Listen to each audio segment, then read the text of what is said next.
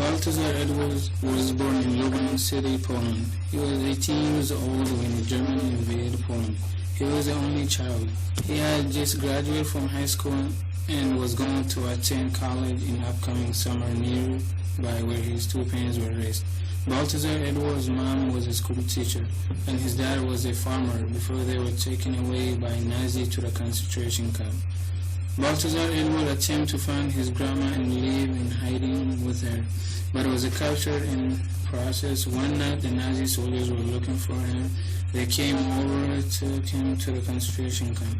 When he arrived at the camp, he was hoping to see his parents, but he never had a chance to see them. Balthazar was sent to the gas chamber and died 2 years after being captured. Balthazar Edwards wrote a letter to his grandma in 1939 explaining to her why he never arrived. Dear Grandma, hello Grandma, how are you doing? How has life been for you? Since we left our house, everything going opposite of what we were before. I arrived at the concentration camp by rail freight car, where we all were tightly packed into a small space in which we had barely have enough room to breathe. When I first came out of the freight car, I could smell the death of people and hear sound of desperate people. Life is hard in concentration camp. The Nazis separate us into the different places where we cannot see each other. We don't receive enough food or water to survive. I'm going to start off my letter by giving you bad news about Mom and Dad. They have been sent to a death camp. There they were put in the gas chamber, and after that they were put into the crematorium. Chances of them being dead in this place is greater than them being alive. Men and women were separated from older and children. In a way, that is how the Nazis want their camps to work.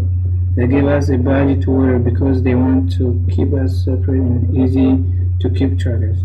The young and strong were put into the work. However, even the strongest cannot survive the lifestyle in this camp. I know my death is near, but I'm looking forward to my afterlife. Love, Balthazar. Introduction. Olga was born in Warsaw, Poland. Her mother is Polish and her father is German.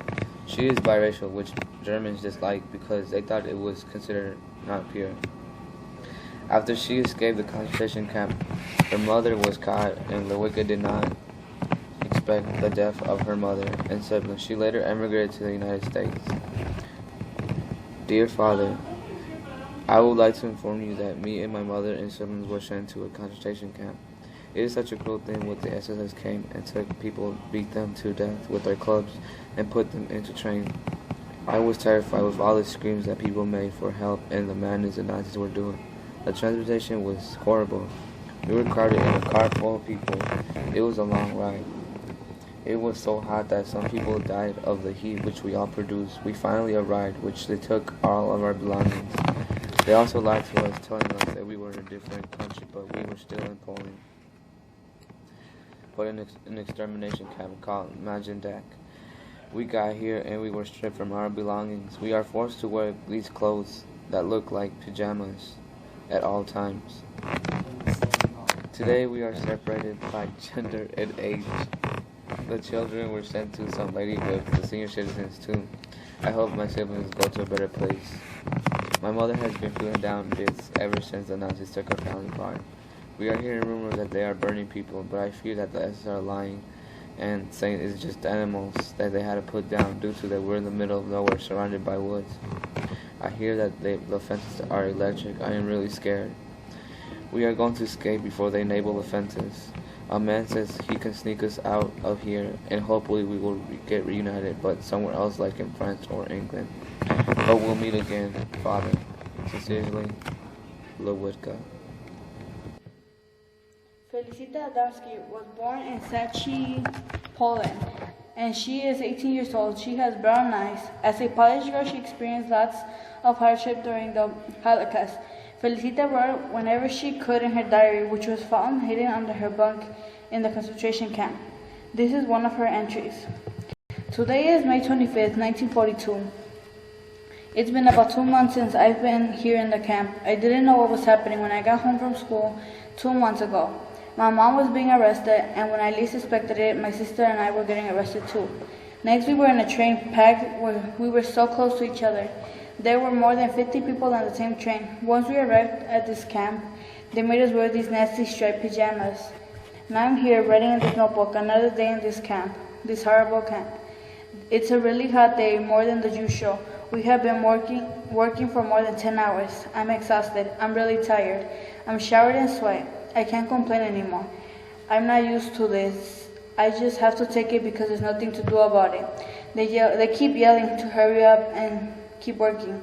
Where did my home sweet fresh home go? I've been tattooed like if I were some kind of animal being marked for their owner. These clothes make me sweat a lot more. When are we going back home? My sister says.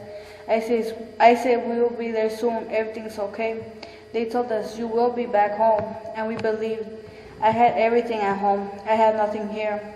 I was Felicita at home. Now I'm just another number. Here, just like I am in prison. Prisoners get treated better, I'm thinking. I haven't seen my father in the past 2 months. Is he alive? Is he dead? Is he okay? I haven't seen my mother in the past week. People have told me she has been put in the gas chambers to not wait for her anymore. I say no, it can't be, but it's true. My mother is gone, and forever.